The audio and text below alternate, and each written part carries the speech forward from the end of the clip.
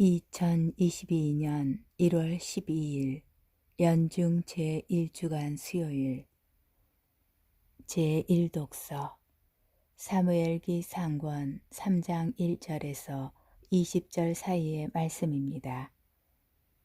그 무렵 소년 사무엘은 엘리 앞에서 주님을 섬기고 있었다. 그때에는 주님의 말씀이 드물게 내렸고 환시도 자주 있지 않았다. 어느 날 엘리는 잠자리에 누워 자고 있었다.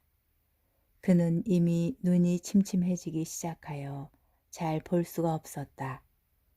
하느님의 등불이 아직 꺼지기 전에 사무엘이 하느님의 궤가 있는 주님의 성전에서 자고 있었는데 주님께서 사무엘을 부르셨다. 그가 예 하고 대답하고는 엘리에게 달려가서 저를 부르셨지요. 저 여기 있습니다. 하고 말하였다. 그러나 엘리는 나는 너를 부른 적이 없다. 돌아가 자라 하였다. 그래서 사무엘은 돌아와 자리에 누웠다. 주님께서 다시 사무엘을 부르시자 그가 일어나 엘리에게 가서 저를 부르셨지요. 저 여기 있습니다. 하고 말하였다.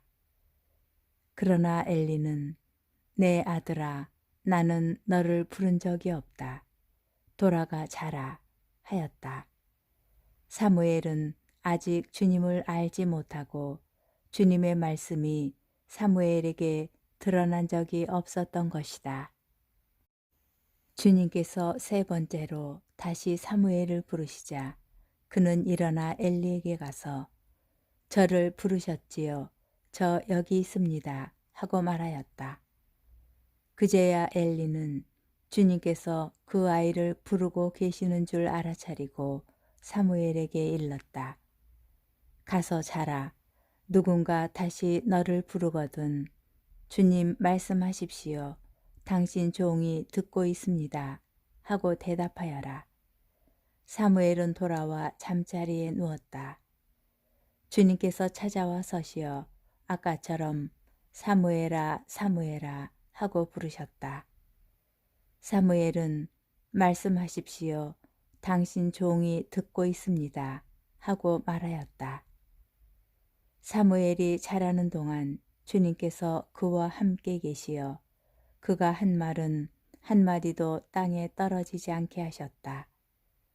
단에서 브에르세바에 이르기까지 온 이스라엘은 사무엘이 주님의 믿음직한 예언자라는 사실을 알게 되었다. 주님의 말씀입니다. 복음 마르코 복음 1장 29절에서 39절의 말씀입니다. 그 무렵 예수님께서는 회당에서 나오시어 야고보와 요한과 함께 곧바로 시몬과 안드레아의 집으로 가셨다. 그때 시몬의 장모가 열병으로 누워 있어서 사람들이 곧바로 예수님께 그 부인의 사정을 이야기하였다.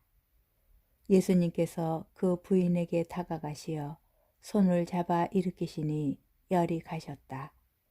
그러자 부인은 그들의 시중을 들었다. 저녁이 되고 해가 지자 사람들이 병든 이들과 마귀 들린 이들을 모두 예수님께 데려왔다. 온 고을 사람들이 문 앞에 모여들었다. 예수님께서는 갖가지 질병을 앓는 많은 사람을 고쳐주시고 많은 마귀를 쫓아내셨다. 그러면서 마귀들이 말하는 것을 허락하지 않으셨다. 그들이 당신을 알고 있었기 때문이다.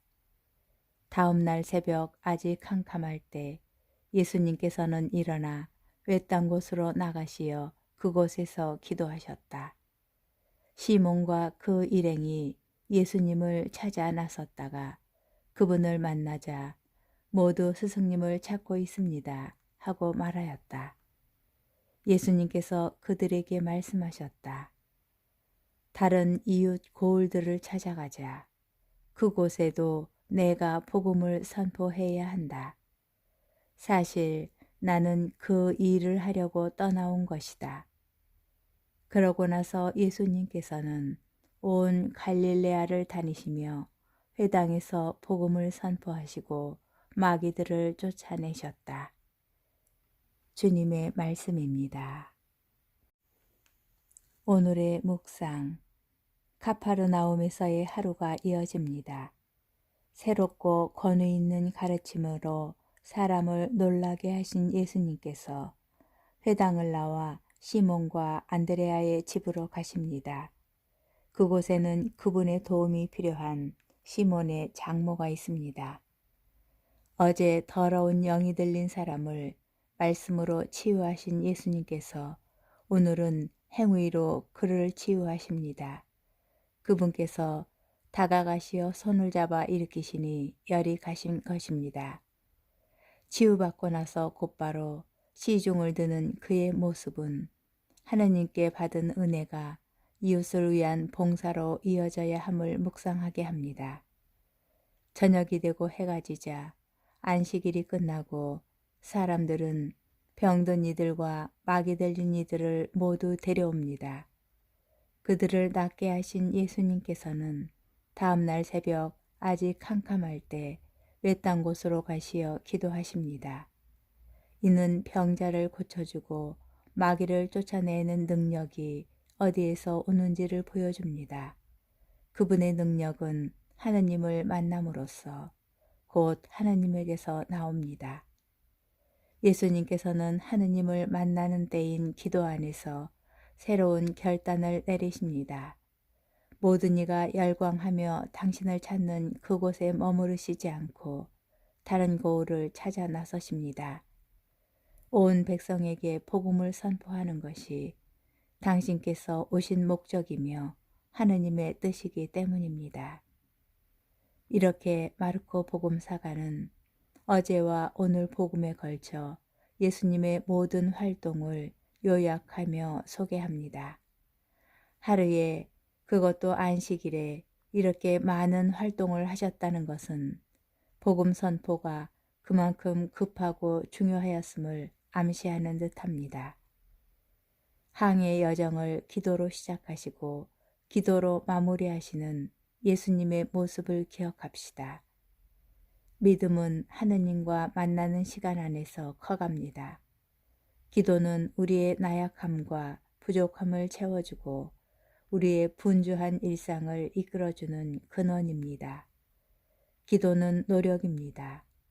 기도를 가까이 할 때에 삶이 바뀝니다.